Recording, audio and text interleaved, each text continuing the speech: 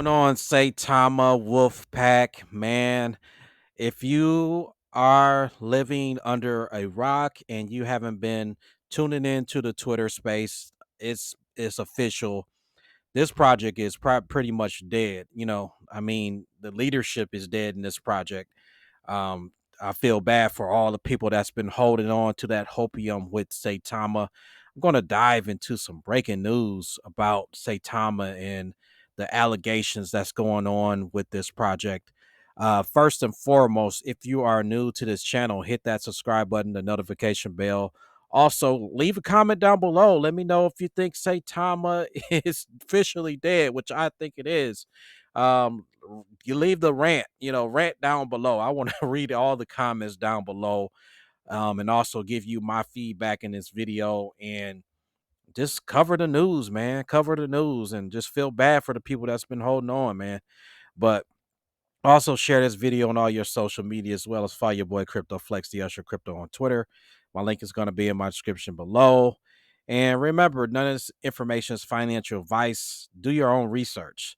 So, Saitama, the day has finally come where Saitama Wolfpack has probably made its last howl to the moon. And this project, just to give you a little bit of backstory, this project to me, and I actually won off of Saitama back in 2021 when I did get out of it. A lot of people in the space. A lot of YouTubers were born from Saitama. You know, a lot of these bigger YouTubers that covered Saitama was born from covering this project. The one of the YouTubers that actually gave me my name, the Usher Crypto, which is Rodney, my crypto journey. He was born from doing videos on Saitama. Like he was the first person to say this project was a scam and people was bashing him. And then when he revealed some of the information from this project, and it's in it the writings were clear, the everything was clear, we could see all the truth that was going on with this project, and a lot of the bullshit that came along with all the SATA mask coming out, and they're working on it. They just kept spinning the community, and people like myself, I was drinking that Kool-Aid. I was drinking the Saitama Kool-Aid because I put in little money. I got up a lot of money. And then once the SATA mask got delayed, I was just like, man, I'm out. Peace. I'm deuces. And I just never got back into Saitama. And then I had a little bit of Saitama back when they had the migration over to the V2. And it took forever to get those tokens. And then I was just like, man, I'm 100% out of this project because now you'll just be holding on, waiting on hopium. You're waiting on throwing it. They pretty much was throwing a Hail Mary just to see if this project was going to get back to the glory days. And I feel bad for everybody that was duped into Saitama, duped into this project, because this thing had taken people by storm. Saitama took people by storm when it came out on the scene. Was the top it was the top crypto. It was going to probably go up towards Shiba Inu's numbers. It went to a $7 billion market cap, and it birthed a lot of all of our big YouTubers today, like Jay Gagan, Believes Crypto, He Not Crypto. We have, who else was in the mix? Adam Sheldon. A lot of big YouTubers were birthed and born from this project, and that's just because we covered Saitama. I didn't do a lot of Saitama videos, but I was pro Saitama. I was looking into this project. I was upping in my investment, and then when I seen all the delays going on, and to me, it's buy the rumor, sell the news type of deal with the SATA mask. So I decided to just stick it out and be on the sidelines. I got out of my investment. I liquidated my position, and ever since, Saitama's just been trying to get back to the glory days. People have been sipping the hopium that was Saitama, believing that this project can get to all-time highs again, and I just wasn't buying it. We know Russell Armand, which was the CEO of of Saitama left the project, maybe like a couple years ago. I kind of stopped, truthfully, kind of stopped having it on my radar to watch because I just, after that V2 migration flop and then the SATA realty and all that stuff, all that stuff flopped. I was just like, I'm done. But just to get into the news of the day, um, United States Attorney's Office had released this to the press. 18 individuals and entities charged in international operation targeting widespread fraud and manipulation in the cryptocurrency markets. So, the first ever criminal charges against financial services firms for market manipulation and wash trading in the crypto industry. So, just to make a long story short, I'll put this link in my description below. Let's look at let me just read this bold. This investigation, the first of its kind, identified numerous fraudsters in the cryptocurrency industry. Wash trading has long been outlawed in the financial markets, and cryptocurrency is no exception. These are cases where innovative technology, cryptocurrency, met a century old scheme to pump and dump. The message today is if you make false statements to trick investors, that's fraud. That is completely fraud. And fraud was when back in after the SATA mass release where Coin Market Cap put that bold fraud up on there talking about um the gentleman that used to do the stuff with Saitama Willie D. They put that fraud, and then I remember Russ Armand coming on there saying, "Oh, it's you got to sue Coin Market Cap for your money back and all this ballyhoo, and." This to me and all that Sata Mass kept pumping it and pumping it, saying, "Oh, Sata Mass is going to get released. It's going to be the next thing. It's going to be bigger than bubble gum." They kept duping the investors. So let me get in back into reading. Period. Our office will aggressively pursue fraud, including cryptocurrency industry, said acting United States Attorney Joshua Levy.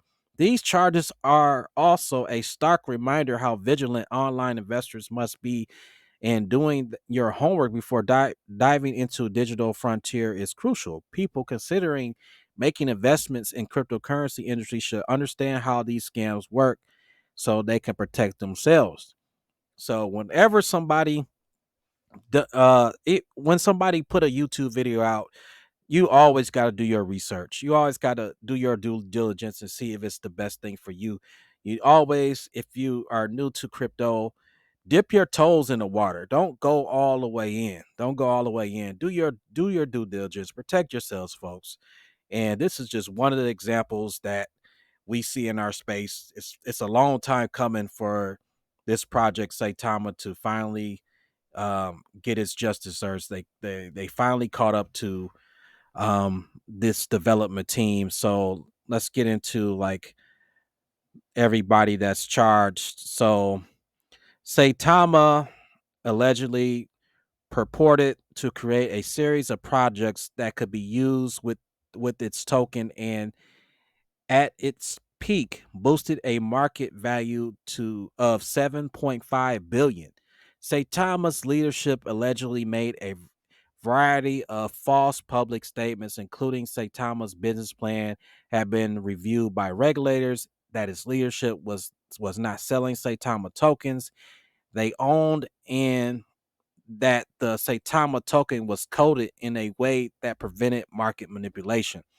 According to documents, in reality, Saitama's leadership was actively manipulating the market for Saitama's token and secretly selling their tokens for tens of millions in profits. So you see Russ Armand driving a Lambo to a to the library. He driving the Lambo to the grocery store to go pick up some bread, man. You know, we seeing all this unfold. We seeing all these people getting paid, and then the investors are getting screwed. And we seen if you were if you were a part of Saitama in November of 2021, which was November 13th, 2021, was the infamous Vegas party, was the infamous day that same Saitama Sata Mask was supposed to be released. And had investors, they had investors duped. People were buying into this, and a lot of people, like I was just saying to myself, people always say to themselves, "What if I could have did this different with Saitama?" And a lot of bigger YouTubers, like I praised them, like Zach Humphreys. He sold his bag because he knew something was fishy.